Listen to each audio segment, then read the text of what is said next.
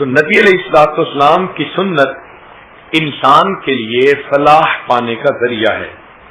چنانچہ سید الطائفہ شیخ عبد القادر جیلانی رحمۃ اللہ علیہ کا قول ہے اساس الخیر متابعۃ النبی صلی اللہ علیہ وسلم فی قولہ و فعلہ، کہ خیر کی بنیاد نبی علیہ الصلوۃ والسلام کی اتباع قول میں اور فعل میں ہے. شاہ عبد العزیز رحمۃ اللہ علیہ فتح القدیر میں لکھتے ہیں من تحاول بالسنت عوقب بحرمان الفرائض، جو شخص سنت کا اہتمام نہیں کرتا، اس کو ہلکا سمجھتا ہے، اس کا وبال یہ ہوتا ہے کہ اس بندے کو فرائض سے محروم کر دیا جاتا ہے. نبی علیہ السلام نے ارشاد فرمایا من احب سنتی فقد احبنی، جس نے میری سنت سے محبت کی اس نے مجھ سے محبت کی.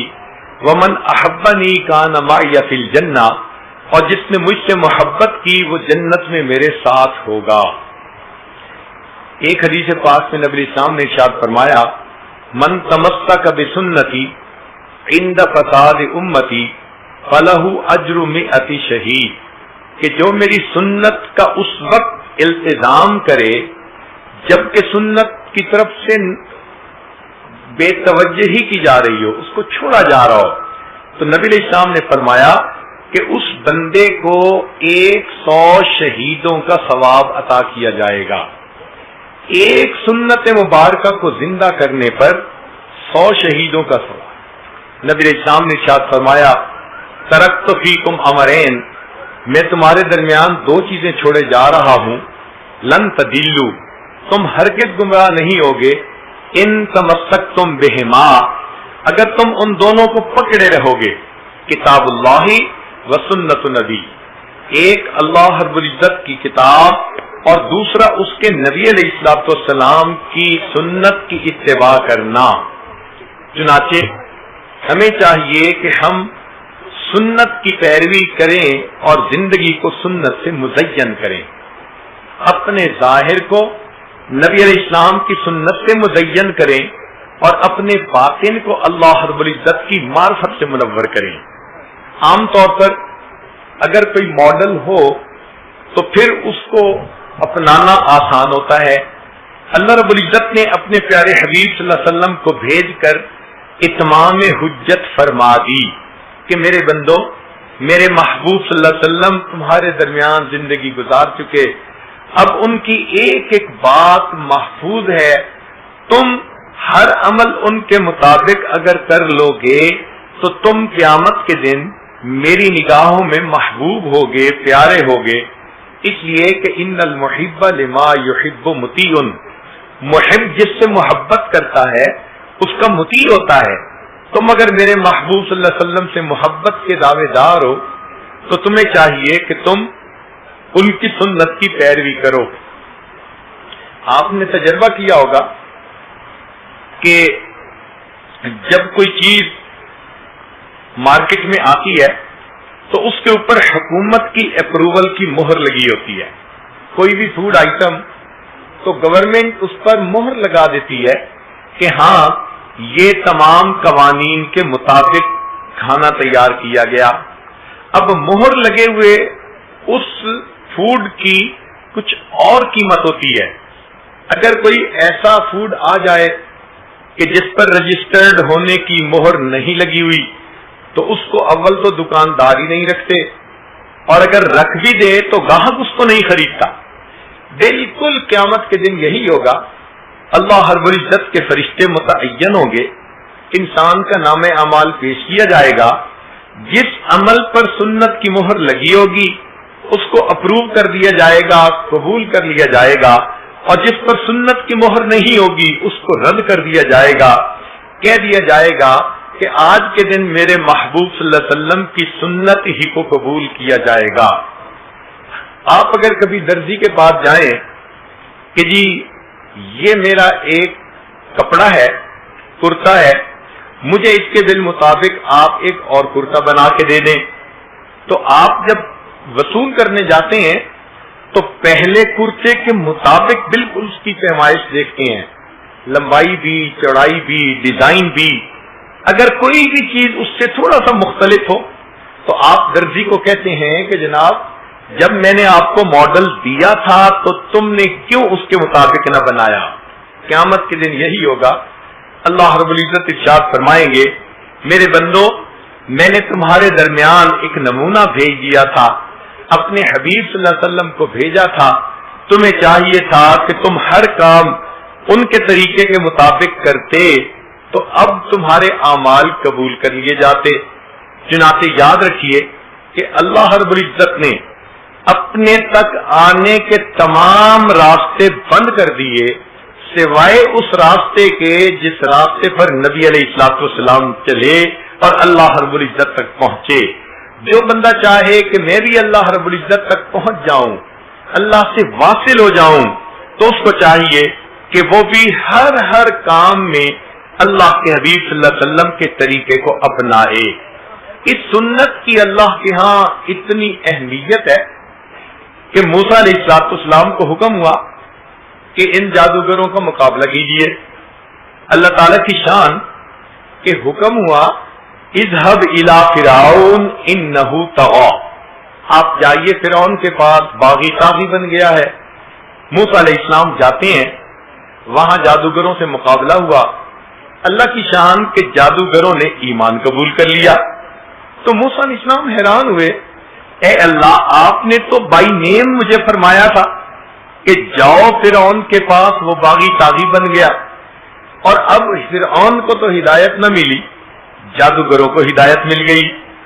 تو فرمایا کہ وجہ یہ تھی کہ اس زمانے میں جب دو پارٹیوں میں مقابلہ ہوتا تو ان کی ایک یونیفارم ہوا کرتی تھی جب بادشاہ نے کوئی مقابلہ دیکھنا ہوتا تھا. اب جب موسیٰ علیہ السلام اور جادوگر آمنے سامنے آنے تھے تو وہاں کے جو افسر تھے انہوں نے کوشش کی کہ موسیٰ علیہ السلام جادوگروں والا لباس پہنے. وہ تو اللہ کے نبی علیہ السلام تھے، انہوں نے انکار کر دیا. وہ بڑے حیران کہ کریں تو کیا کریں. چنانچہ انہوں نے یہ فیصلہ کیا کہ چلو یونیفارم تو ایک جیسی ہوگی، ہم جادوگروں کو موسیٰ علیہ السلام جیسا چوغا پہنا دیتے ہیں. چنانچہ انہوں نے جادوگروں کو موسیٰ علیہ السلام جیسے کپڑے پہنا دیے. جب موسیٰ علیہ السلام نے پوچھا اللہ فرعون کو ہدایت نہ ملی بلکہ جادوگروں کو مل گئی، تو رب کریم نے فرمایا اے میرے پیارے موسیٰ علیہ السلام جب میں ہدایت کا فیصلہ کرنے لگا تو میری رحمت نے اس چیز کو زیادہ پسند کیا، میں ان کو ہدایت پہلے دوں جو میرے ایک نبی علیہ السلام سے مشابہت رکھتے ہیں. اب سوچئے کہ وہ جادوگر جو اپنے شوق سے بھی نہیں مشابہت اختیار کرتے، مجبور ہو کے، اللہ تعالیٰ کو ان کی بھی مشابہت پسند آتی ہے. تو جو لوگ اپنی محبت سے، چاہت سے، لگن سے، شوق سے نبی علیہ السلام کے اعمال کو اپنائیں گے تو اللہ رب العزت کو کتنا وہ انسان پیارا لگے گا. چنانچہ صحابہ رضی اللہ تعالیٰ عنہم کی زندگیوں کو دیکھیے تو ایک سے بڑھ کر آپ کو ایک سنت کا نمونہ نظر آئے گا. یہ اتنی سنت کی اتباع تھی کہ باہر سے آنے والے کو پوچھنا پڑتا تھا من منکم محمد، تم میں سے محمد صلی اللہ علیہ وسلم کون ہے؟ لباس میں، ظاہر میں، طور طریقے میں، گفتگو میں اتنی مشابہت ہوا کرتی تھی، حتیٰ کہ سیدنا صدیق اکبر رضی اللہ عنہ نبی علیہ السلام کی معیت میں جب مدینہ طیبہ حاضر ہوئے تو مدینہ طیبہ کے بڑے بوڑھے دانا بینا لوگ وہ استقبال کے لیے آئے، مگر ان دونوں کو سمجھ نہیں لگ رہی تھی کہ ان آنے والے مہمانوں میں آقا کون ہے، غلام کون ہے، ان میں اللہ کے نبی علیہ السلام کون ہے اور ان کے جو ہے اتباع کرنے والے قوم ہے. تو وہ دیکھتے رہے اور انہوں نے دونوں کو دیکھ کر بالآخر صدیق اکبر اللہ عنہ کو آگے بڑھ کر سلام کیا. صدیق اکبر نے سب کو سلام کرنا شروع کر دیا. کیوں؟ اس لیے کہ آقا صلی اللہ علیہ وسلم تھکے ہوئے آ رہے ہیں تو آقا صلی اللہ علیہ وسلم کو مزید تھکاوٹ نہ ہو. جب سلام ہو چکا بیٹھ گئے اور بادلوں میں سے سورج نکلا اور اس کی کرنوں نے نبی علیہ السلام کے رخسار مبارک کے بوسے لیے، تب مدینہ کے لوگ یہ دیکھ کر حیران ہوئے کہ جس پر انہوں نے پہلے سلام کیے تھے وہ اٹھے اور انہوں نے اپنی چادر اپنے ساتھی کے اوپر ڈال کر یہ ثابت کر دیا کہ آقا کون ہے اور غلام کون ہے، تابع کون ہے، متبوع کون ہے۔ تب ان کو سمجھ لگی کہ واقعی انہوں نے نبی علیہ الصلوۃ والسلام کی اس قدر مشابہت اختیار کی تھی، آپ یوں سمجھیں کہ نقل اصل کے اتنا مطابق بن گئی تھی کہ دیکھنے والوں کو نقل اور اصل میں فرق کرنا دشوار ہو گیا تھا۔ ایک صحابی رضی اللہ تعالیٰ عنہ حبشہ کے رہنے والے ایمان لے آئے۔ اب اکثر ان کے دل میں یہ شوق رہتا کہ یہ جو میرے سر پہ بال ہیں یہ چھوٹے ہیں اور کرلی ہیں، اور نبی علیہ الصلوۃ والسلام کی طرح میں سر پہ مانگ نہیں نکال سکتا، کاش کہ میرے بال ایسے ہوتے کہ میں بھی مانگ نکال سکتا، مجھے اور مشابہت ہو جاتی۔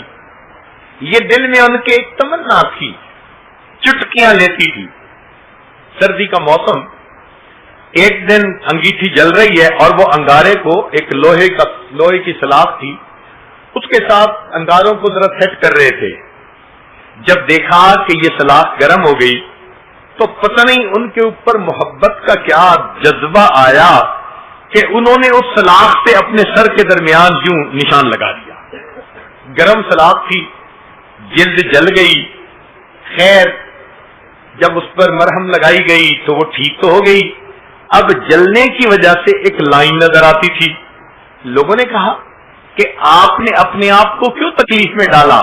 جواب دیا کہ وہ تکلیف تو ختم ہو گئی، اس بات کی خوشی باقی ہے کہ اب میرا سر میرے آقا صلی اللہ علیہ وسلم کے مبارک سر کے ساتھ مشابہت پا چکا ہے۔ کیا محبت تھی۔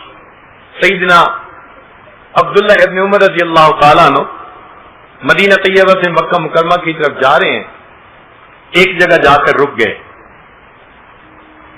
نیچے اترے، قریب ایک درخت تھا اس کی طرف گئے اور وہاں جا کر وہ اس طرح بیٹھے کہ جیسے قضائے حاجت سے فارغ ہوتے ہیں، مگر فارغ نہیں ہوئے، ویسے ہی اٹھ کے آ گئے اور سفر شروع کر دیا۔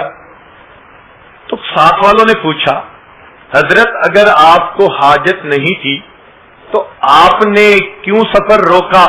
خود بھی رکے، دوسروں کو بھی روکا۔ عبداللہ ابن مدلان نے جواب دیا کہ گو مجھے ضرورت نہ تھی، مگر ایک دفعہ میں نے نبی علیہ الصلوۃ والسلام کے ساتھ سفر کیا، میں نے دیکھا کہ میرے آقا صلی اللہ علیہ وسلم اس جگہ پر رکے اور آپ سواری سے اترے، فارغ ہوئے۔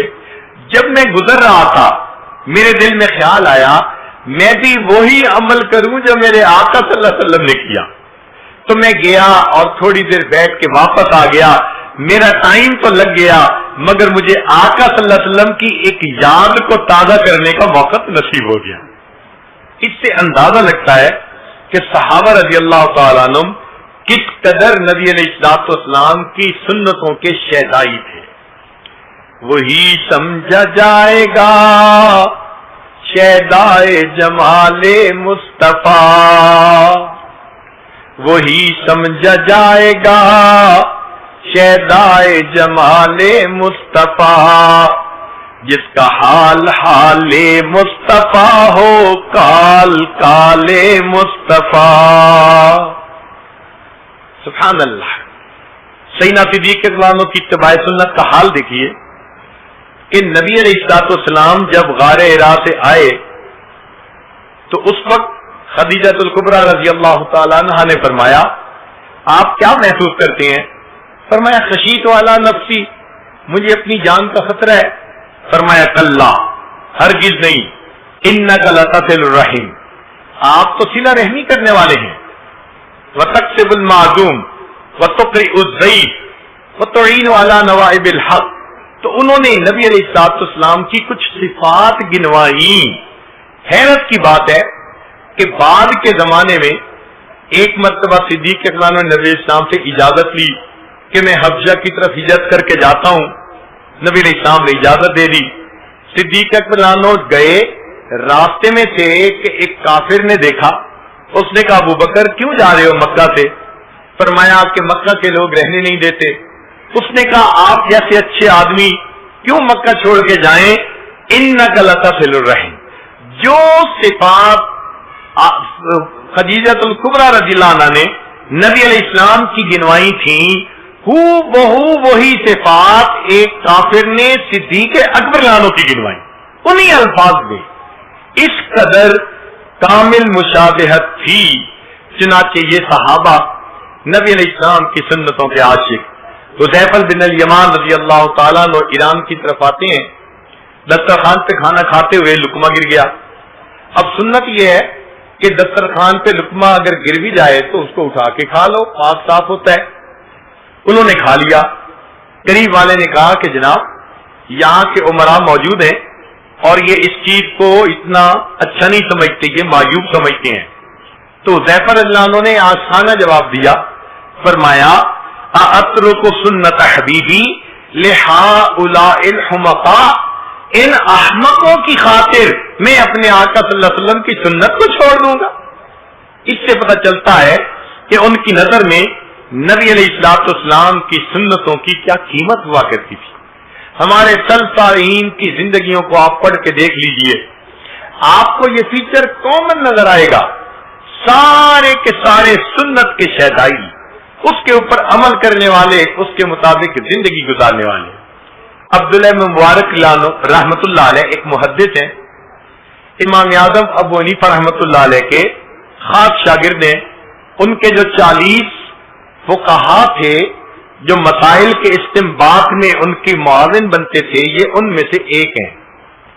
ان کی زندگی اتنی سنت کے مطابق تھی کہ ان کے ایک ہم جماعت ہم درس اسماعیل رحمت اللہ علیہ تھے، وہ کہتے ہیں کہ میں نے عبداللہ ابن مبارک رحمت اللہ علیہ کی زندگی کو کئی سال قریب سے دیکھا اور میں اس نتیجے پر پہنچا کہ عبداللہ ابن مبارک رحمت اللہ علیہ اور صحابہ کرام رضی اللہ عنہم کی زندگی میں صرف ایک فرق تھا، وہ کیا کہ صحابہ رضی اللہ عنہم کو نبی علیہ السلام کے دیدار کا شرف حاصل تھا، یہ شرف عبداللہ ابن مبارک کو حاصل نہیں تھا۔ اس کے علاوہ ان کی زندگی اور صحابہ کی زندگی میں مجھے کوئی فرق نظر نہیں آتا تھا۔ یہ کتنی عظیم بات ہے کہ ساتھ رہنے والا گواہی دے۔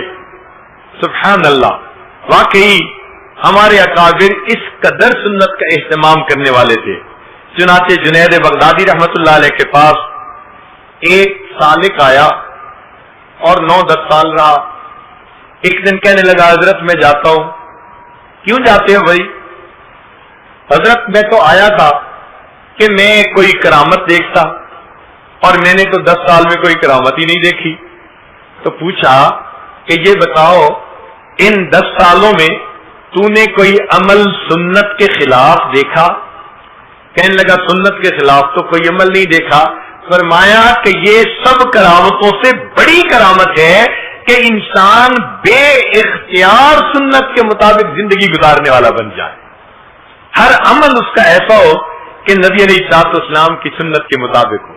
شاہ ولی اللہ محمد دہلوی رحمۃ اللہ علیہ لکھتے ہیں کہ مجھے نبی علیہ الصلوۃ والسلام کی خدمت میں مواجہ شریف پر حاضری نصیب ہوئی، تو فرماتے ہیں جو لوگ متبع سنت ہوتے ہیں اور جن کو حدیث کا شوق ہوتا ہے، تو میں نے دیکھا کہ نبی علیہ الصلوۃ والسلام کے مبارک قلب سے اس طرح نور کی کرنیں پھوٹتی ہیں جیسے سورج کی شعاعیں ہوتی ہیں، اور وہ اس آنے والے بندے کے دل کے اوپر پڑ رہی ہوتی ہے۔ تو سنت کا اہتمام کرنے والا بارگاہ نبوی کے اندر مقبول انسان ہوتا ہے۔ سبحان اللہ، اللہ رب العزت ایسے بندے کو بہت پسند فرماتے ہیں۔ ہمارے اکابرین علماء دیوبند کی زندگی کو دیکھیے، ایک ایک سنت کا شہرائی نظر آئے گا۔ چنانچہ حضرت نانوتوی رحمت اللہ علیہ کو فرنگی نے پھانسی کا حکم سنا دیا۔ جب اطلاع ملی تو حضرت روپوش ہو گئے۔ 3 دن کے بعد پھر باہر پھر رہے ہیں، کسی نے کہا کہ جناب پھانسی کا حکم، جان کا بچانا فرض ہے، آپ باہر کیوں پھر رہے ہیں؟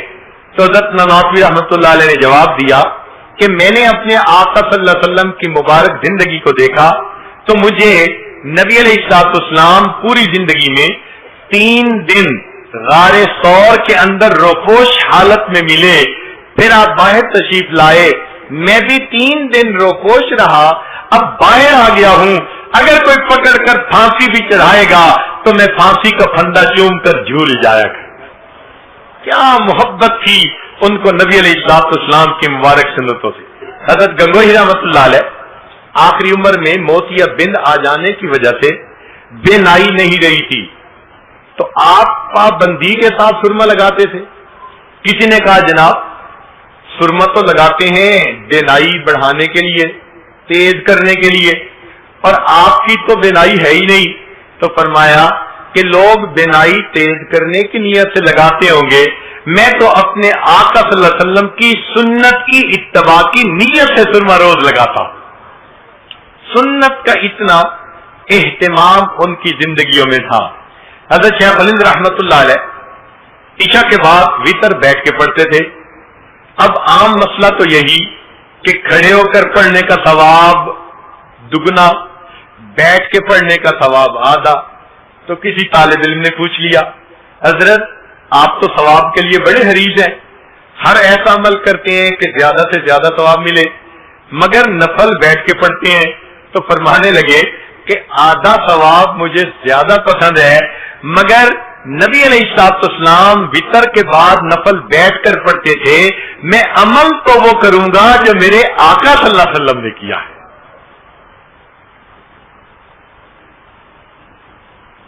چنانچہ حضرت مولانا حسین احمد مدنی رحمۃ اللہ علیہ جب تشریف لائے مدینہ طیبہ سے، تو دارالعلوم دیوبند میں ایک باغیچہ تھا دارالحدیث کے بالکل سامنے، تو باغیچہ پھولوں کے لیے ہوتا ہے۔ حضرت نے فرمایا کہ یہاں کیکر کا درخت لگا دو۔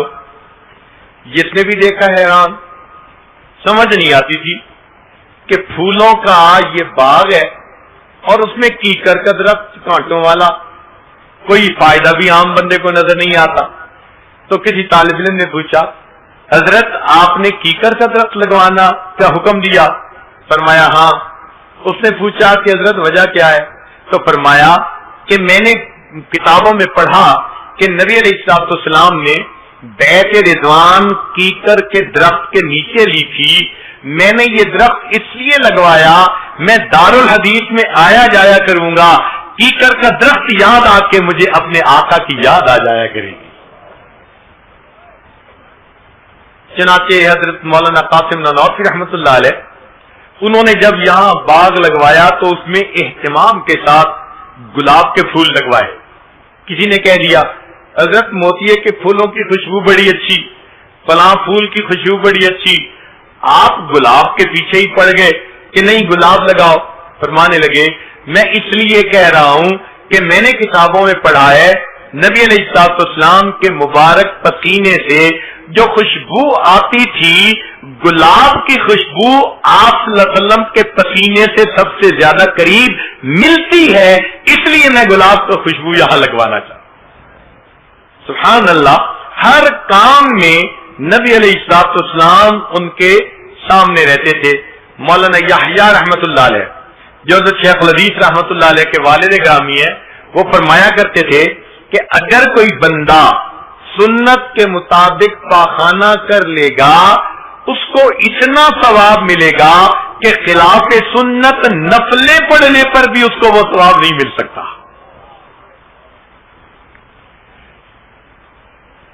تو ہمارے اکابر علماء دیوبند کو اللہ رب العزت نے سنت کے اہتمام میں ایک امتیازی شان عطا فرمائی تھی، اور بالکل یہی معاملہ تھا ہمارے اسلاف اکابر مشائخ نقشبند میں بھی، وہ بھی ایک ایک عمل میں سنت کی رعایت کرتے تھے۔ چنانچہ مشائخ نقشبند نے اپنی کتابوں میں لکھا کہ لوگ تو مجاہدے کے ذریعے سلوک کو طے کرنا چاہتے ہیں، ہم سنت کے اہتمام کے ذریعے سلوک کو طے کرواتے ہیں۔ امام ربانی مجدد ثانی رحمۃ اللہ علیہ ان کی سنت کے اہتمام کا یہ حال تھا کہ ایک مرتبہ دانت میں درد تھی تو حضرت نے ایک سالک کو کہا کہ کچھ لونگ لے کے آؤ۔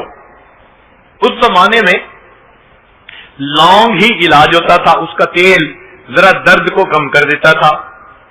جب وہ لے کے آیا تو آپ نے اپنے ہاتھ پر رکھ کر دیکھا تو وہ لونگ 4 تھے یا 6 تھے، تاک عدد نہیں تھے.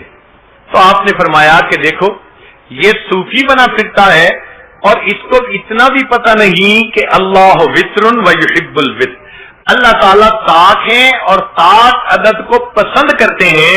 مقصد یہ تھا کہ اس کو ان لونگ کے لانے میں بھی تاک عدد کی رعایت کرنی چاہیے تھی. اللہ اکبر کبیر. اتنے چھوٹی سی کام میں بھی سنت کا اہتمام. چنانچہ ان کے مکتوبات کو پڑھیں تو سنت کی جو عظمت دل میں پیدا ہوتی ہے، اللہ اکبر کبیرہ، وہ بیان سے باہر ہے. ذرا سنیے اپنے مشائخ کی اتباع سنت کے بارے میں. امام ربانی مجدد ثانی رحمت اللہ علیہ ایک بات فرماتے ہیں، علماء طلباء توجہ کے ساتھ سنیں اور اس کے مزے لیں کہ سنت کی کیا وقت انہوں نے سمجھائی.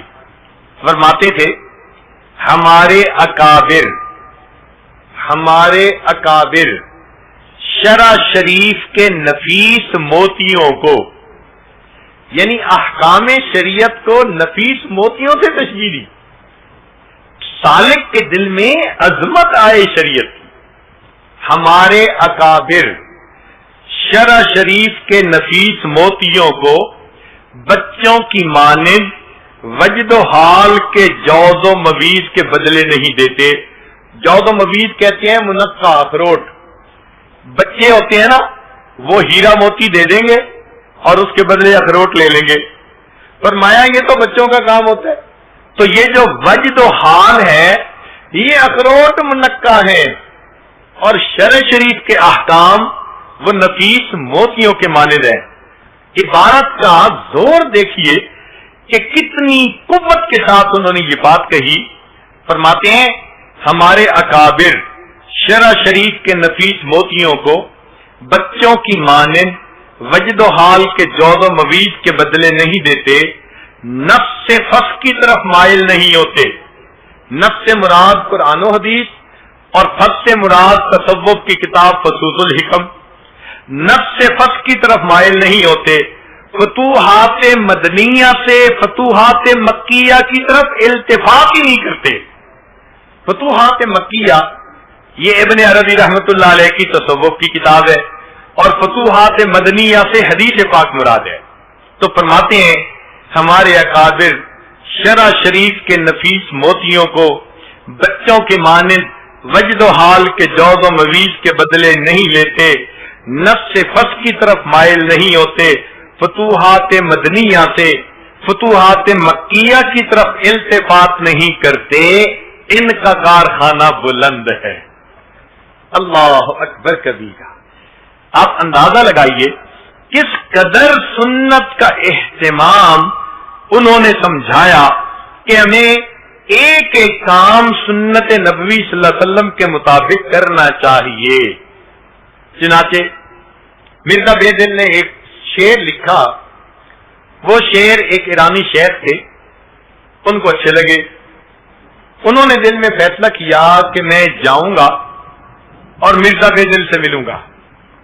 جب وہ آئے تو مرزا بے دل ایک حجام کے پاس بیٹھے تھے اور وہ اپنی ریش کٹوا رہے تھے. جب اس ایرانی شیخ نے دیکھا تو اس نے ایک ٹھنڈی سانس لی، ایک آنکھ کھینچی. جب اس نے دیکھ کے آنکھ کھینچی تو مرزا بے دل نے کہا کہ آپ کیوں کھینچتے ہیں؟ ریش میں خراشم دلے کسینہ میں خراشم. میں اپنی داڑھی کو کاٹ رہا ہوں، کسی کے دل کو تو نہیں نہ ایذا پہنچا رہا. انہوں نے جواب میں کہا بلا دل رسول اللہ صلی اللہ علیہ وسلم میں خراشم. تو عام بندے کا دل نہیں دکھا رہا، تو آقا صلی اللہ علیہ وسلم کے مبارک دل کو دکھا، تو سید القلوب کو دکھا رہا ہے. جب انہوں نے یہ بات کی مرزا بے دل پہ چوٹ لگی. اس نے کہا جزاک اللہ کے چشمم باز کر دی، مرابا جان جا ہمراز کر دی. اتنا اہتمام تھا ہمارے مشائخ میں نبی علیہ السلام کی سنتوں کا کہ ایک ایک سنت کے اوپر وہ اپنے آپ کو قربان کر دیا کرتے تھے. چنانچہ ایک بزرگ تھے جن کا معمول یہ تھا کہ 1,00,000 مرتبہ درود شریف پڑھ کر کچھ عرصے بعد نبی علیہ السلام کو تحفہ بھیجا کرتے تھے. پھر 1,00,000 درود شریف پڑھ کر پھر تحفہ بھیجا کرتے تھے.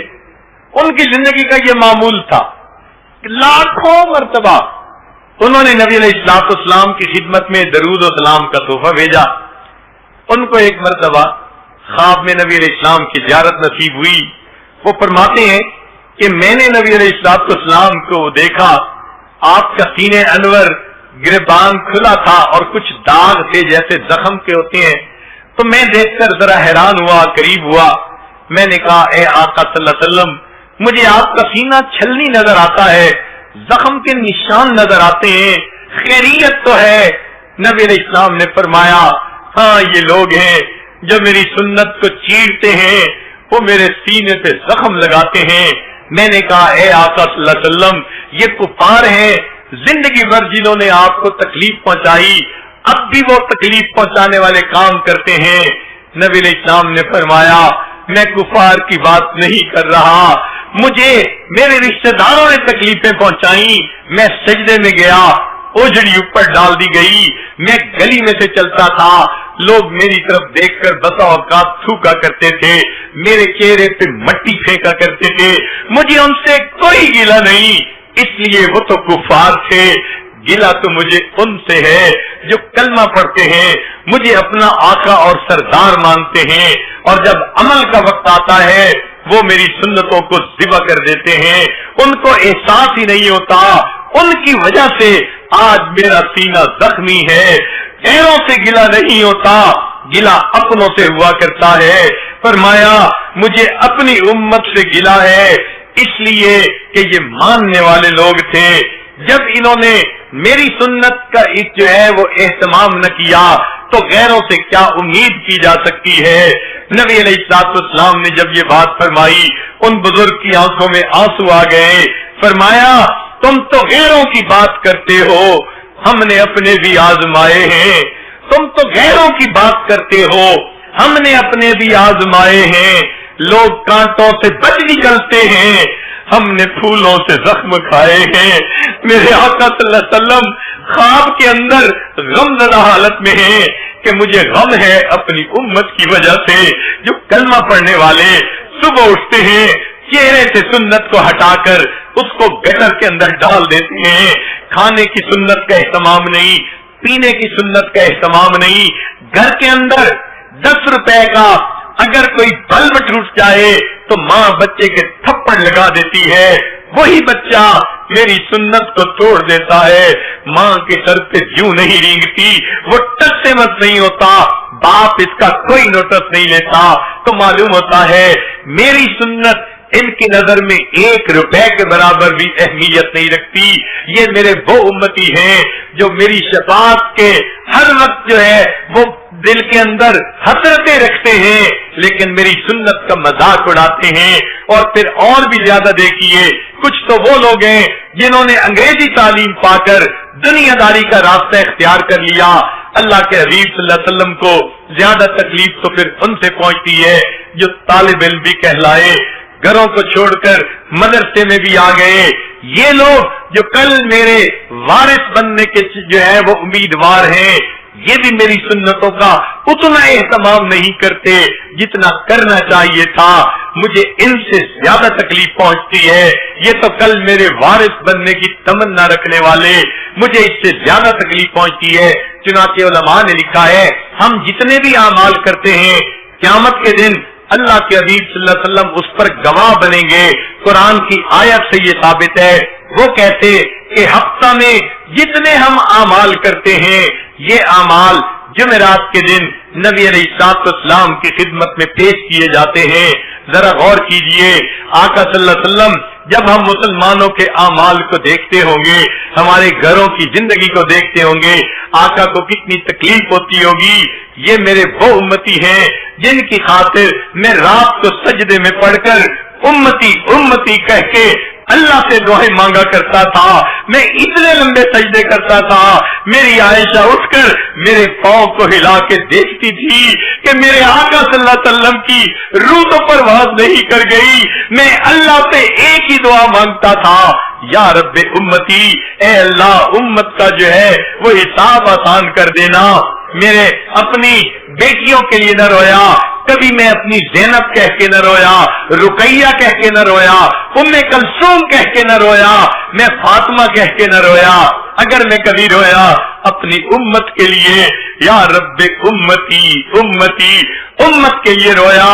لوگوں، دنیا میں اگر کوئی اپنی اولاد کے لیے روتا ہے 1 سال یا 2 سال، ماں بھی اپنے جوان بچے کو بھول جاتی ہے، مگر میں تو اپنی امت کے لیے 23 سال روتا رہا۔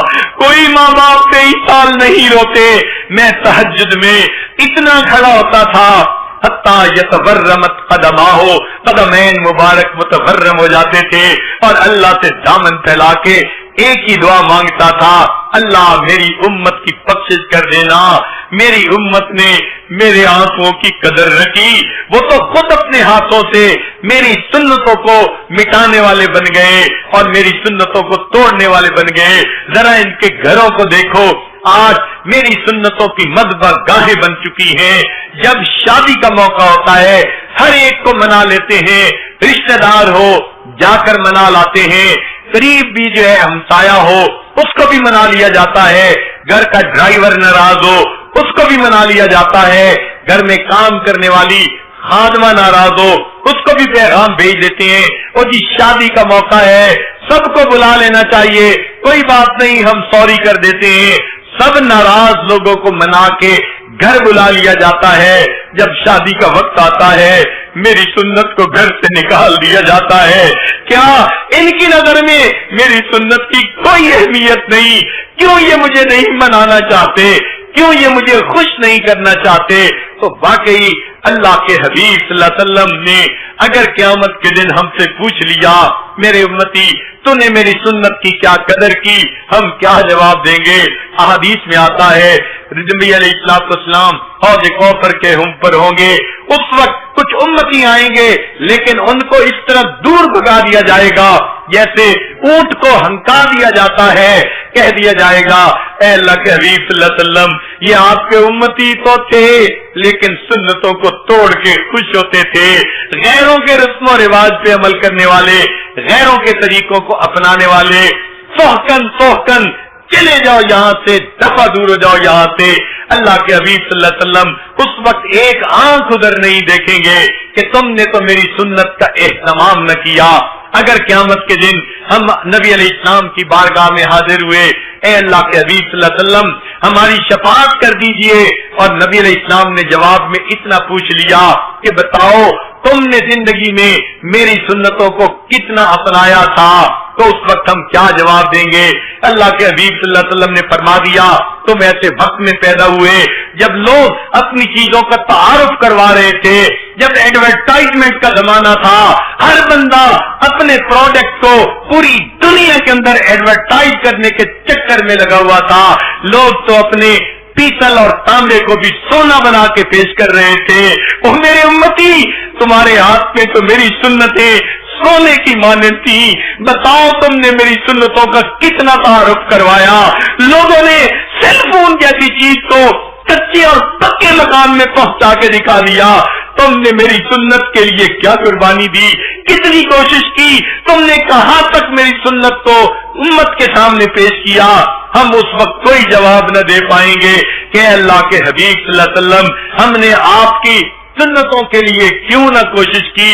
نبی علیہ السلام عرفات کے میدان میں روئے امت کے لیے، مینا کے اندر روئے امت کے لیے، مزدلفہ کے اندر روئے امت کے لیے، غلاف کعبہ کو پکڑ کے روئے امت کے لیے، نبی علیہ السلام اپنے گھر میں تہجد کے لیے مصلی پہ روئے امت کے لیے۔ یہ محبوب صلی اللہ علیہ وسلم نے امت کے لیے اتنے آنسو بہائے، ہم اپنی زندگیوں کو دیکھیں کہ ہم آج ان کی سنتوں کا اہتمام نہیں کرتے جیسے کرنا چاہیے تھا۔ کسی نے کیا اچھی بات کہی، کسی غم گسار کی محنتوں کا عجیب میں نے سلا دیا، جسے میرے غم نے بھلا دیا اسے میں نے جی سے بھلا دیا.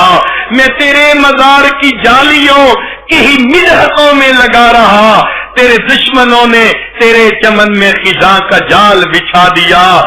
تیرے روز بدر کے باب کے میں ورق پلٹ کے گزر گیا. مجھے تیرے دعوے عشق نے نہ صنم دیا نہ خدا دیا. میرے مہرباں تیرا شکریہ ذلا کس ادا سے زباں سے کروں ادا. میری زندگی کی اندھیری شب میں چراغ فکر جلا دیا. وہ آقا صلی اللہ علیہ وسلم جنہوں نے ہمیں زندگی گزارنے کا طریقہ سمجھایا, اللہ سے واصل ہونے کا طریقہ سمجھایا, آج اس محسن انسانیت کی سنتوں کا ہم اہتمام نہیں کرتے. ہم اپنے گھروں میں دیکھیں عورتوں بچوں کو آج اگر کھانے کا طریقہ پسند ہے تو غیروں کا, لباس پسند ہے تو غیروں کا, گھر کی سجاوٹ دیکھیں تو غیروں جیسی, ہر چیز غیروں کی اگر پسند ہے تو قیامت کے دن حوض کوثر پہ نبی علیہ السلام کے سامنے پیش ہو کر ہم پھر کیا کہہ سکیں گے؟ اے اللہ کے نبی صلی اللہ علیہ وسلم ہماری شفاعت فرمائیے.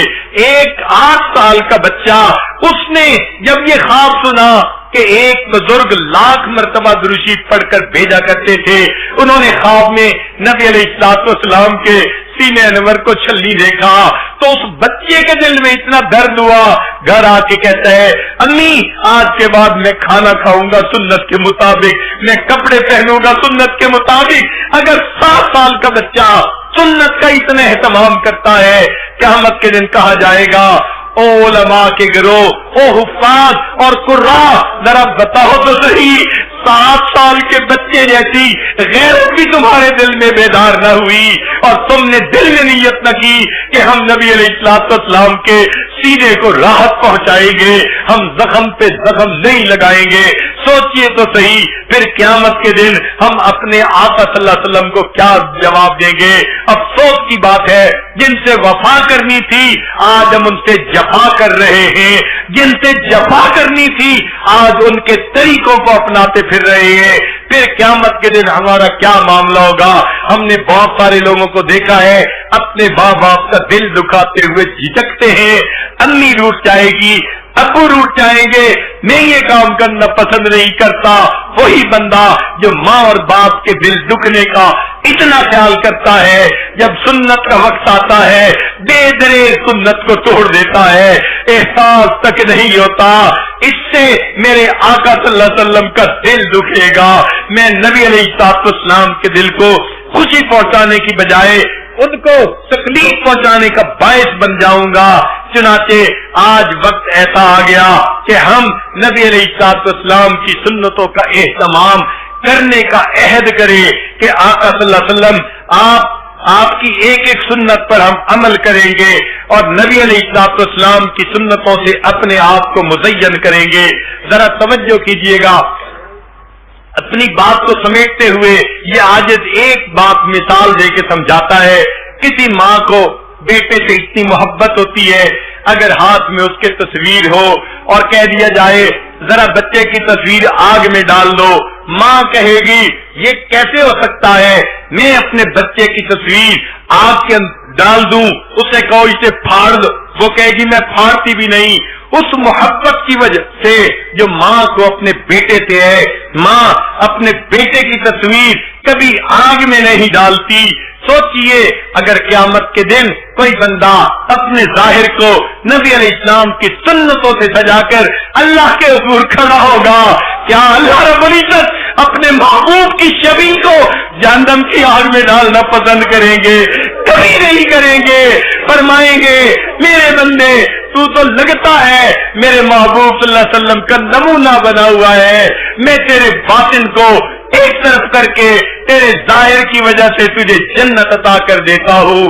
سبحان اللہ, ہم نے دنیا میں دیکھا ظاہر کی وجہ سے محبت کی جاتی ہے. چنانچہ ایک بزرگ فرماتے ہیں میں لڑکپن میں مدرسے جایا کرتا تھا, ایک گلی میں ایک عورت رہتی تھی, وہ جب بھی مجھے دیکھتی اپنے گھر بلا لیتی, بٹھا لیتی, کھانا کھلاتی, چیزیں دیتی, پیسے دیتی, بوسے لیتی اور جو ہے سینے سے لگاتی اور کہتی بچے پھر کبھی آ جانا. میں کبھی کبھی چلا جاتا تھا. ہر مرتبہ وہ میرے ساتھ محبت کا ایسا اظہار کرتی تھی. ایک دفعہ میں نے پوچھ لیا اماں آپ مجھ سے اتنی محبت کا اظہار کیوں کرتی ہیں؟ تو اس نے جواب یہ دیا کہ میرے بیٹے اصل بات یہ ہے میرا ایک بیٹا تیرا بالکل ہم عمر تھا اور اس کی شکل تیری شکل بالکل آپس میں ملتی ہے. بچے تم جب میرے سامنے آتے ہو مجھے اپنا بیٹا یاد آ جاتا ہے. اگر ماں اپنے بیٹے کی مشابہت دیکھ کر اپنے بیٹے کو یاد کرتی ہے تو اگر کوئی بندہ نبی علیہ الصلوۃ والسلام کی سنت کی اقتدا کرنے والا ہوگا اللہ تعالیٰ کو دیکھ کے اپنے محبوب یاد آتے ہوں گے. ہمارے اکابر کی تو کیفیت یہی تھی یہاں تک جذب کر لوں کاش تیرے حسن کامل کو تجھی کو سب پکار اٹھے گزر جاؤں جدھر سے میں اے آقا صلی اللہ علیہ وسلم میں سنت کا ایسا نمونہ بن جاؤں میں جدھر سے گزر جاؤں لوگوں کو میرے آقا صلی اللہ علیہ وسلم یاد آ جائیں. کاش ہمارے دلوں میں وہ محبت آ جائے سنت کی وہ عظمت آ جائے سنت کی. پھر دیکھیے اللہ رب العزت کے حبیب صلی اللہ علیہ وسلم کو قیامت کے دن ہمیں دیکھ کر کتنی راحت ہوگی. چنانچہ نبی علیہ الصلوۃ والسلام کی امت سے محبت کا یہ عالم تھا. آپ صلی اللہ علیہ وسلم کے پاس ملک الموت آئے. اے اللہ کے حبیب صلی اللہ علیہ وسلم اللہ نے آپ کو یاد فرمایا ہے. نبی علیہ السلام نے فرمایا ملک الموت پہلے مجھے اللہ تعالیٰ سے یہ پوچھ کے بتاؤ میرے بعد میری امت کا کیا حال ہوگا. ملک الموت نے پوچھا رب کریم نے جواب دیا میرے حبیب صلی اللہ علیہ وسلم ہم آپ کے بعد آپ کی امت کو اکیلا نہیں چھوڑیں گے بے آسرا نہیں چھوڑیں گے. جس محبوب صلی اللہ علیہ وسلم کو امت کے ساتھ اتنی محبت کی کہ آخری لمحے میں بھی امت کی فکر لگی ہوئی ہے. آج وہی امت اگر سنت کو توڑنے والی بن جائے تو سوچئے آقا صلی اللہ علیہ وسلم کے لیے کس قدر یہ غم کی بات ہے.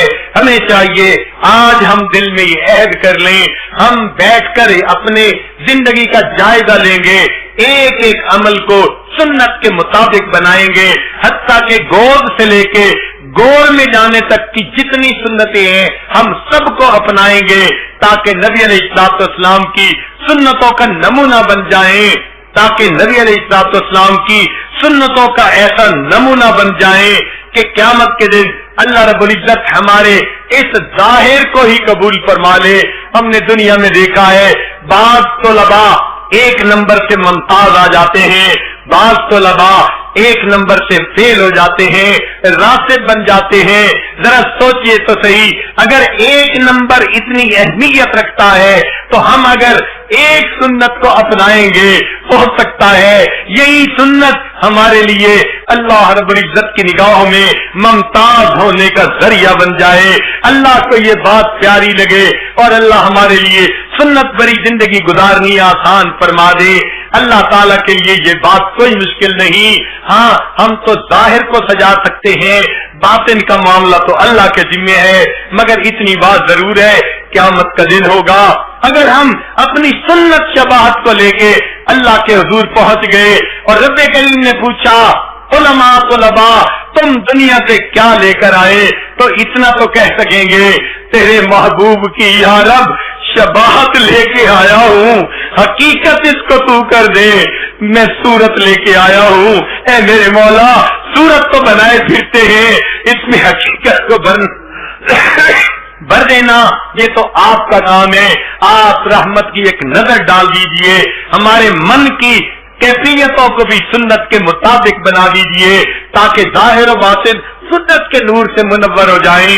اللہ تعالیٰ آج کی اس محفل میں ہمیں سنتوں بری زندگی گزارنے کی توفیق عطا فرمائے حتیٰ کہ جب موت کا وقت آئے ملک الموت آئے دلوں کو ٹٹولے عشق نبی سے بھرا ہوا پائے دماغوں کو ٹٹولے علم نبی سے بھرا ہوا پائے ہمارے اعضاء کو ٹٹولے سنت نبوی سے مزین نظر آئے اور وہ بھی اس کی گواہی دے دے کہ یہ بندہ مجھے اپنے آقا کا غلام نظر آتا ہے.